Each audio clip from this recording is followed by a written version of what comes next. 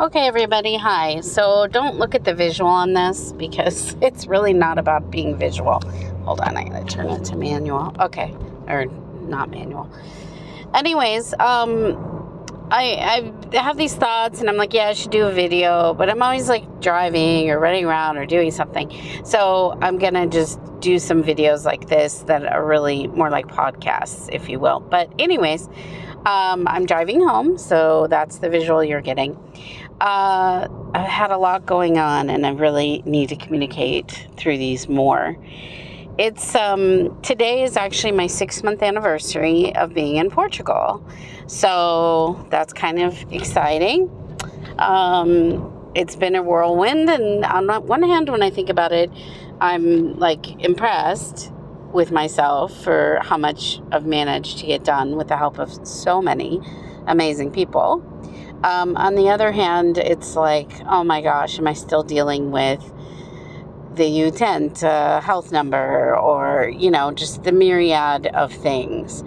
And the answer is yes, I am. And it's just part of moving to Portugal. But I will once again say, and I'm actually creating a business off this concept, full disclosure, but the help of a Portuguese native speaker is massively important. So if you have a really good friend that has a whole lot of time on their hands, awesome. If you don't, then you may want to use some sort of help. And I took my partner with me, not my real estate partner, but my relocation services partner, we'll say, with me today, or she took me, and we went to finances, and we went to the Camera, and we tried to accomplish some things, and I found out something interesting about my property today, which is that I knew this, but I didn't know it. The previous owner had gone to the Camera and had registered as 2 separate properties, even though it's, 2 separate units on one property. And I knew she was renting the upstairs space. Hi, shout out to you guys who were the previous renters. And anyways, I knew she was renting it, but I didn't know if she was legally renting it, because on the interior of the home, it's fully connected. The 2 spaces are connected. Now, I've since, if you've watched my other videos, you know I've since built a wall and put a door in it. So I did create a separation, but they're still fully connected in reality if you don't lock that door that connects the 2 units. So anyways, I come to find out that they are actually separate per the Camera. Even though I only have one address, that's the scoop. So it does affect me and taxes. If the value is like $125,000 or less, then I can be exempt on a primary residence for 3 years from IMI, which is the taxes. But they have my downstairs as $80,000 value. This, of course, without land, whatever, and $43,000 for the upstairs. And so that's 123. So technically it's under, but there's like a simulation you can do on the Finances website, and there's a risk that the total value, if I tried to connect the 2 units, basically make it one house again legally, could be over that 125, in which case it would be exempt from the exemption, and I would owe the tax for the next 3 years on the whole house, regardless of the fact that it's primary residence. So I got a form that I can fill out, and I could claim the exemption as a primary residence, in theory, on the downstairs, which is the part that's worth more, and ideally be able to get approval on that, and leave the situation where it's already separated into 2 spaces. Now, the benefit of that is at some point in time in the future, when my parents are gone and we don't need the downstairs space, then that could be a rental, and that's been the thought of some sort. I mean, of course, but so maybe it's good that it's already set up this way. I guess in a way it is. It's only a 3-year exemption, and then you have full taxes on the whole property regardless. But if I can get that exemption on 2/3 the value versus, a third, that would be good. That would, be better than nothing. Anyways, but the interesting thing is, it's yet again something that nobody told me.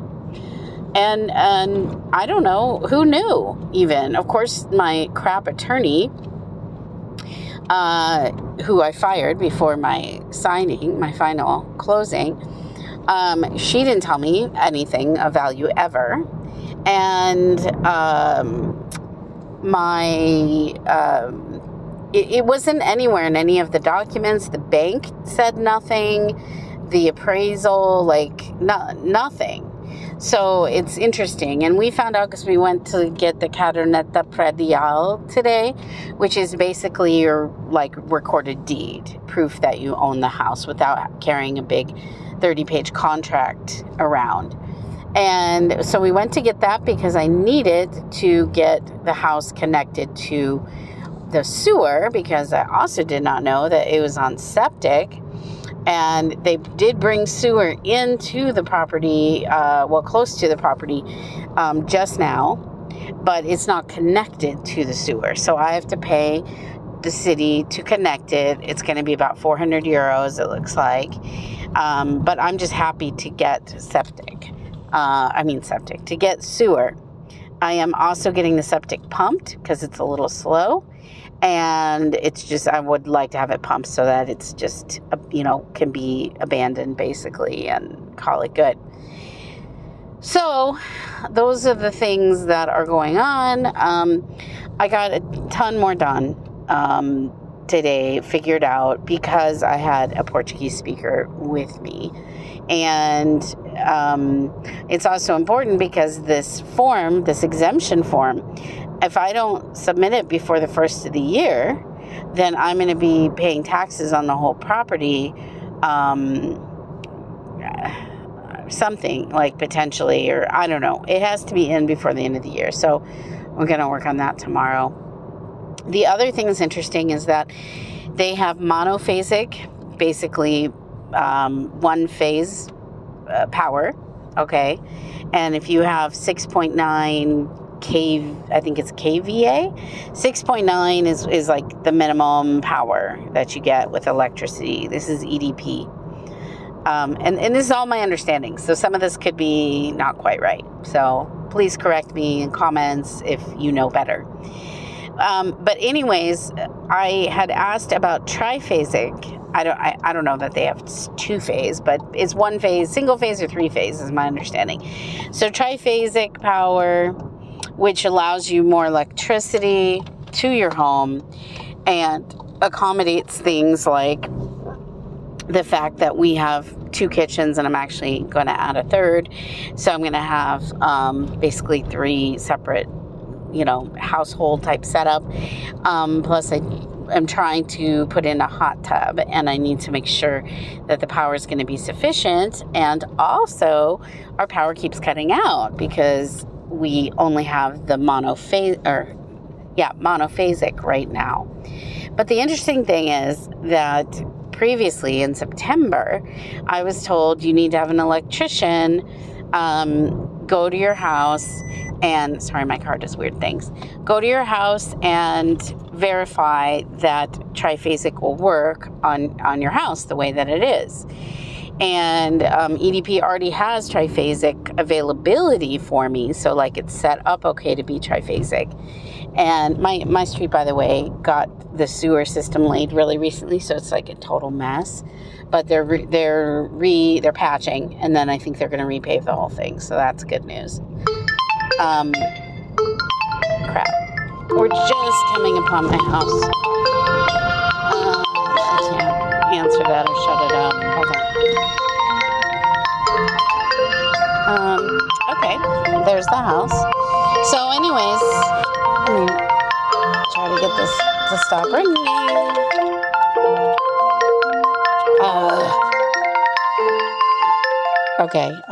Okay, hopefully that just stopped ringing. Okay, it did. Odessa, if you watch this, that was you calling. I'll call you back. Anyways, home now. So on the triphasic, the interesting thing is I went right before I went back to the U.S. to get the puppy and the bird, ran around like a crazy woman, and we got this letter from the electrician saying, yes, everything's good for it to be triphasic. And that got sent in, and then they're supposed to like change my contract, so it's a triphasic contract, and there you go. And I never did the contract part, so I kind of knew like it wasn't necessarily completed, but I had hoped that they switched over to triphasic, and I don't know, I just needed to sign something. And but anyways, today what we found out is that no, and I found this out the other day, it is still monophasic. But the interesting thing is EDP does not have the letter from the electrician and basically show no record or no history or no nothing of the whole triphasic conversation. So the good news is that Maria Joao, my project manager and friend, does have the letter, and I do too somewhere.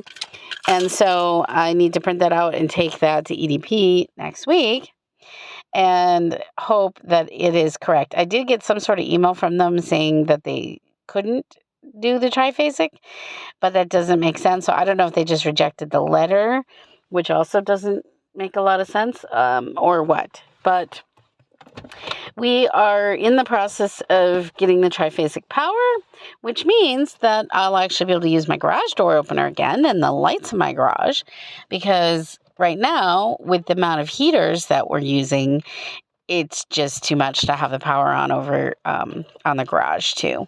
So I've just got that off right for the moment, and that's the scoop. So, like, it's kind of one step forward, or maybe you think you took one step forward, but you really didn't, And so even if you hire help, it's still like a freaking ridiculous process. So we did not get my tent today. That was, again, a comeback Monday because the person's not there thing. And that's like my fifth or sixth time going for my health number, even though, like, I don't know. And so it's a process. It's a chugging along process. But I got to tell you, if you do it all yourself, well, more power to you. But heck no, I do not have the bandwidth, energy, mental capacity, patience being the big one. And I'm not able to keep my cool the same way the Portuguese people do. I'm just not. I'm an A-type. You're probably A-type as well. And we just are like, get shit done. Just get it done. And this is not how Portugal works. So we all moved here. We're wanting to have a more chill lifestyle, I think. I did. And be less stressed and chill and, breathe and take things slow. So Portugal does sort of force that. I also stopped by a Janela window place today to get, to order 2 windows for the attic space that I'm building out for Kevin, my fiance, longtime boyfriend, fiance, and that's going to take 90 days. So Kevin's going to be here in about 63 days. So he's going to have to live with me for a little while in my space, which will be a little trying, most likely until I can get his space done and finished. And I am, at this point, project managing that myself. My project manager friend is awesome, but she does live in Tomar area, which is an hour and a half away. So basically, she really didn't feel like she had enough good people here, except for the plumber electrician who's willing to travel. And he did the rest of the house, and he's already run power and electric, plumbing stuff, whatever, up to the attic, but it's not finished. So he is coming out in January to work on that. And I'm working on getting some other things done. And I still do have other little things inside the house to finish, and which is a little. I would just can't wait till it's all done, like done, like baseboards in the kitchen done, um, tile not in the kitchen done, But needless to say, things happen exceedingly slow here, and I'm amazingly lucky that I got this house habitable and to the point that I got within 60 days from closing. That's actually unreal, and I'm still in shock about it, especially as I try to get, simple things like a balcony glass and some handrails put in and some baseboards. And I mean, it's literally taking longer for me to get that stuff done than like it took to remodel, like, and build out a brand new bathroom and a bedroom and like the whole nine. So it's sort of insane. And again, hats off to Maria Joao, who did an amazing job. And